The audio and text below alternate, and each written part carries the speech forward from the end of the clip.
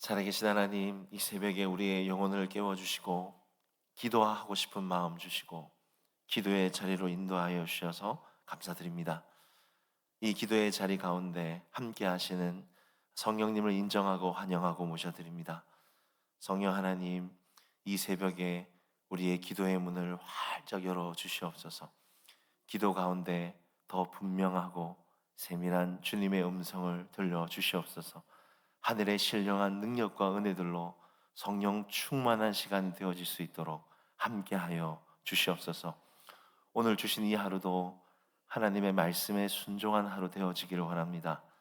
하나님 허락하신 부르신 가장 가까이에 있는 내 가족들, 내 영혼들을 사랑하고 섬길 수 있는 넉넉한 마음들 허락하여 주시옵소서. 깨끗한 그릇처럼 이 하루 하나님이 기뻐하시는 거룩한 믿음의 삶을 살아낼 수 있도록 성령 하나님 인도하여 주시옵소서. 이 새벽에 주님을 향한 사랑으로 감사의 마음을 담아서 귀한 헌물 예물 주님 앞에 드립니다. 작정하는 기도의 제목들, 마음의 간절한 소원의 기도 제목들 주님께서 이루어 주시고 응답하여 주시고 하나님 은혜로 갚아 주시옵소서. 예수 그리스도의 이름으로 기도드렸습니다. 아멘.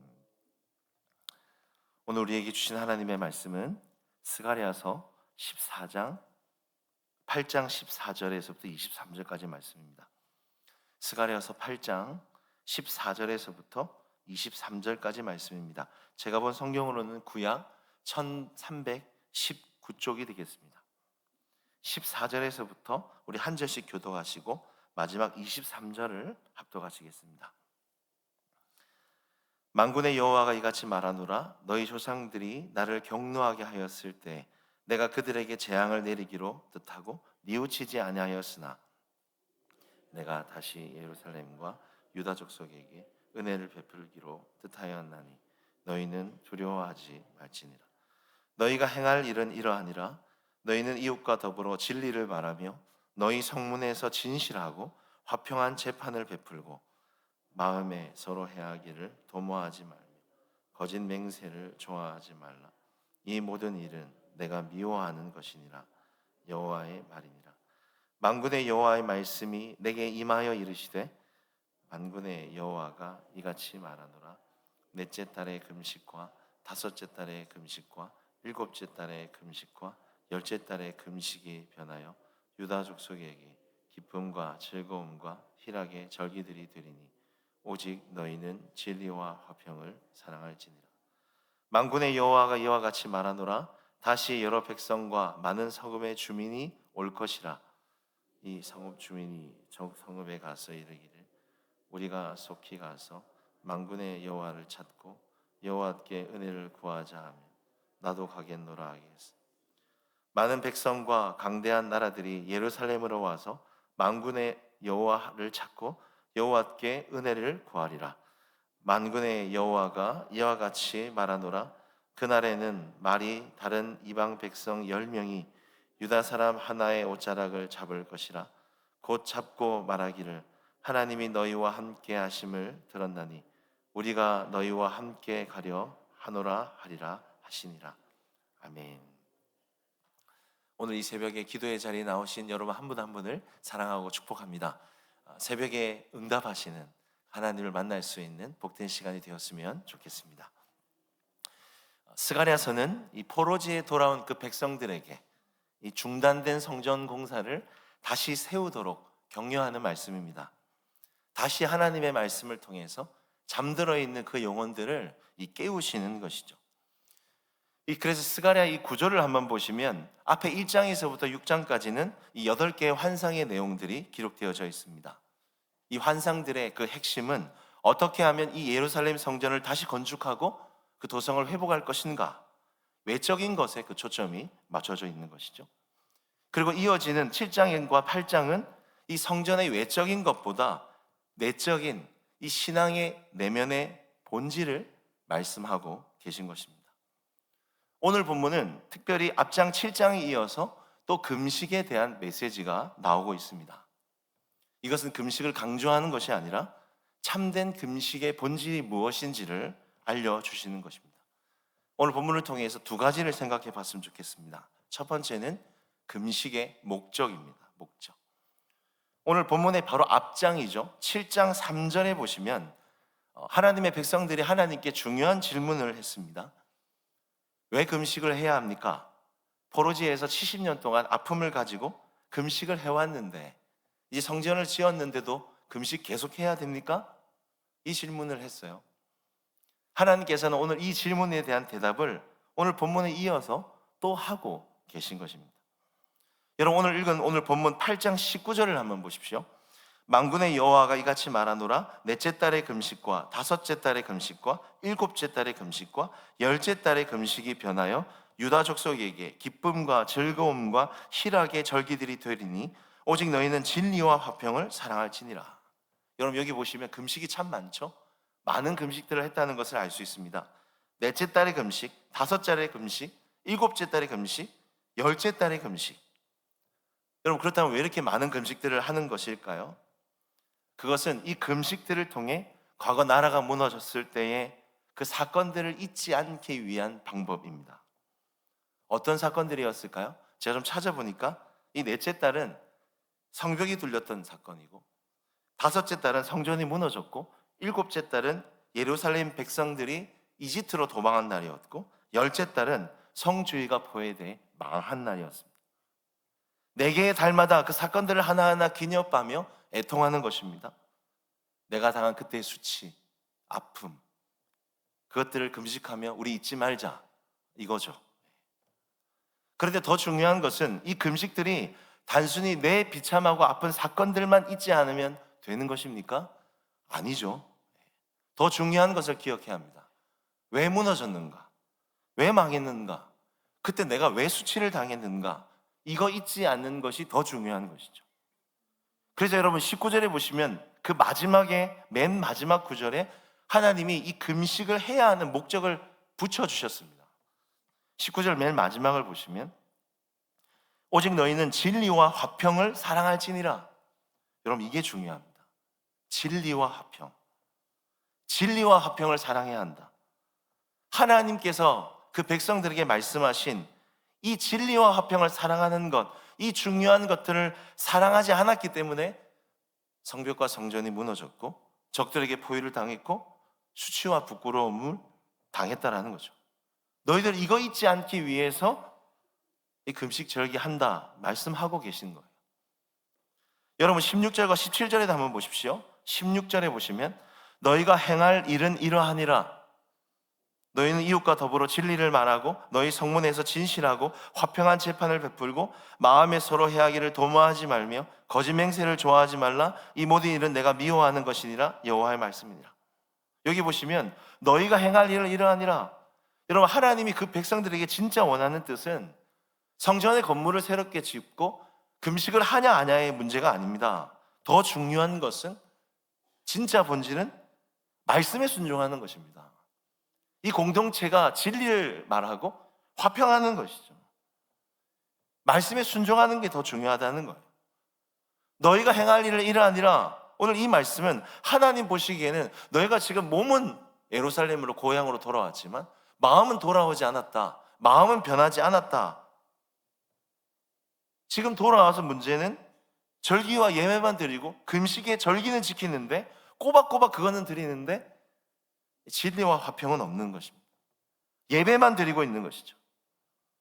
금식과 절기들은 열심히 잘 지키고 있는데 진실하지 않고 사랑하지 않고 그 이웃과 화평하지 않고 갈등하고 싸우고 거짓 증거하고 자꾸 거짓말하고 해하기를 도모한다. 남의 허물을 자꾸 이야기하고 사랑으로 감싸주지 않는 것입니다.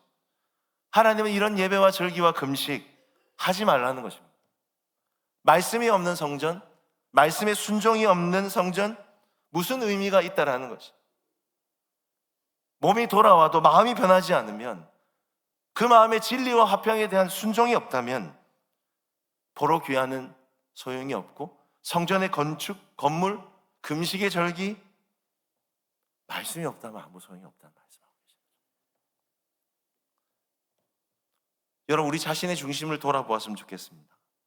나는 하나님을 예배하는 만큼 기도하는 만큼, 절기를 지키는 만큼 우리의 안에 말씀의 순종이 있습니까? 나는 내 안에 내 가족과 이웃 공동체에 대한 진실함, 정직함이 있습니까? 난 진실하게 내 공동체에 있는 사람들을 진리를 말하고 화평으로 사랑하고 있습니까? 여러분, 예배와 기도와 금식의 목적은 진리와 화평입니다. 하나님 사랑은 반드시 이웃 사랑으로 이루어져야 하는 것입니다. 말씀의 순종을 통해서 우리의 마음이 하나님께 돌아가야 합니다. 그런 저와 여러분이 되었으면 좋겠습니다.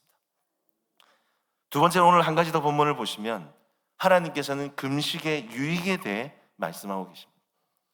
오늘 본문에 또 하나의 중요한 구절이 나오는데요, 19절에 보시면, 중간에 보시면 금식에 대해 쭉 말씀하시고 난 다음에 금식이 변하여 유다 족속에게 기쁨과 즐거움과 희락의 절기들이 되게 하라.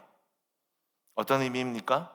단순히 내 금식, 내 예배, 내 기도가 나의 애통함을 넘어서서 공동체의 기쁨이 되게 하라라는 것입니다. 이게 금식과 예배와 기도의 유익과 목적이죠.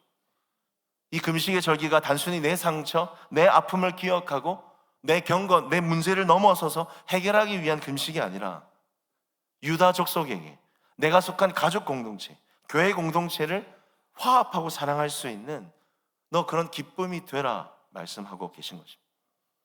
근데 여러분 한번 생각해 보십시오. 우리가 말씀은 머리로 합니다. 말씀에 대한 지식은 알고 있어요. 그런데 여러분, 실제로 누군가를 사랑하고 품고 화합할 수 있는 힘이 우리 안에 있을까요? 내 가장 가까이 있는 가족들, 나를 힘들게 하는 사람들, 우리가 어떻게 말씀을 가지고 사랑하고 품고 회복할 수 있습니까? 저는 그게 참 힘들어요.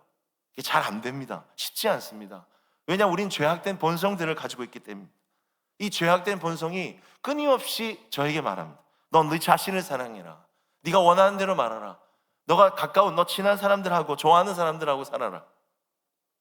이 꺾이지 않는 제 안에 이 죄악된 자아가 늘 저를 고통스럽게 하고 제 주위 사람들을 힘들게 합니다. 자, 그런데 이 꺾이지 않는 내 안에 이 자아, 이 자기를 부인할 수 있는 좋은 방법이 있다는 것이죠.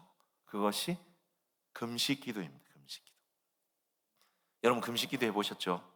저도 중요한 어떤 일과 결정을 해야 할 때, 제 힘으로 해결할 수 없는 문제를 만날 때, 생각만 복잡해지고 길이 보이지 않을 때 한 끼, 두 끼, 하루 그렇게 금식을 합니다. 그렇게 금식을 하면 시간이 갈수록 점점 이 배고픈 시간들이 좀 지나고 나면 힘이 빠지면서 제 안에 연약함이 보이게 됩니다. 힘이 빠지고 외롭고 두렵고 그런 시간을 통해서 제 연약함을 보게 됩니다. 참 네가 별게 아니구나. 내가 참 연약하구나.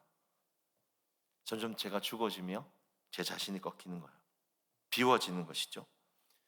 그리고 배만 비워지는 것이 아니라 내 알랑한 자존심, 내 자락, 내 고집, 내 혈기, 내 꿈, 내 업적 비워지는 것입니다. 하나님께 집중하게 되는 것이죠. 그리고 그 비워진 그 마음에 하나님께서 사람을 품을 수 있는 마음을 주세요. 내 성격대로 늘 말했다면 그렇게 말하지 않고 겸손과 부드러움으로 싸서 전달할 수 있는 지혜를 주세요. 나를 가시같이 힘들게 하는 사람을 품을 수 있는 넉넉한 마음과 능력들을 부어 주시는 것입니다. 이 금식의 능력을 통해 점점 이 죄인인 제가 제 가정, 공동체, 교회의 기쁨이 되어질 수 있는 것입니다. 이게 금식의 유익인 것이죠. 그래서 저는 금식이 집중력이라 생각이 듭니다. 단순히 밥 안 먹는 거 맞지만 하나님께 더 집중하는 시간입니다. 내게 일어난 내 감정, 내 사건, 내 문제보다도 하나님의 음성을 듣고 하나님의 지혜와 능력과 사랑을 구하는 거룩한 단절이 바로 금식인 것입니다. 사랑하는 여러분, 여러분 혹시 여러분 삶 가운데 중요한 일, 결정, 사건 앞에 계십니까? 도저히 내 힘으로 해결할 수 없는 문제와 사람 앞에 서 계십니까? 여러분 한 끼라도 하나님께 집중해 보십시오. 내가 비워지고 하나님의 능력으로 채워주실 것입니다. 하나님께서 지혜를 주시고 우리 안에 없는 진리를 말하고 사랑을 화합하고 품을 수 있는 사랑을 부어 주실 것입니다. 그렇게 저와 여러분이 하나님께 집중하는 이 삶을 통해서, 시간들을 통해서 가정의 공동체에 기쁨이 되는 은혜가 있기를 주님의 이름으로 부탁을 드립니다. 말씀을 믿겠습니다. 세계적인 영적 지도자인 존 파이퍼 목사님이라는 분이 계신데요, 이분이 쓰신 이 금식에 대한 책 중에서 하나님께 굶주린 삶이란 책이 있습니다. 영어 제목으로 하면 하나님을 향한 배고픔이에요. 이 하나님을 향해 배고프다는 것은 하나님을 향한 집중력이죠. 하나님, 이 문제와 사건 앞에 내 인생에 하나님께 달려 있습니다. 하나님께서만이 이 내 문제를 해결해 길을 열어 주실 수 있습니다 라는 집중력입니다. 책에 이런 내용이 있습니다. 인간에게는 하나님을 향한 배고픔이 있다. 하나님 외에 채울 수 없는 이 공간이 우리 안에 있다는 것이죠. 그런데 사탄이 그 하나님을 향한 배고픔을 자꾸 다른 배고픔으로 채워요. 돈, 사람들의 인정, 칭찬, 성공, 아름다운 거, 먹는 걸로 자꾸 채워서 하나님을 향한 배고픔을 무디게 한다라는 것이죠. 그런데 이 금식 기도는 이 거짓 배고픔을 비우고 하나님을 향한 배고픔을 일으켜 준다라는 것입니다. 여러분, 우리 인생의 싸움이 이거인 것 같아요. 나는 무엇에 지금 배불러 있는가? 무엇에 나는 배고파하고 있는가?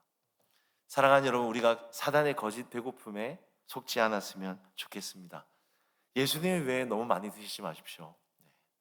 예수님을 통해서 여러분 자꾸 채워주시고 만족하시기를 주님의 이름으로 부탁을 드립니다. 하나님께 집중하면 평안함이 있습니다. 자유가 있습니다. 기쁨이 있는 것이죠.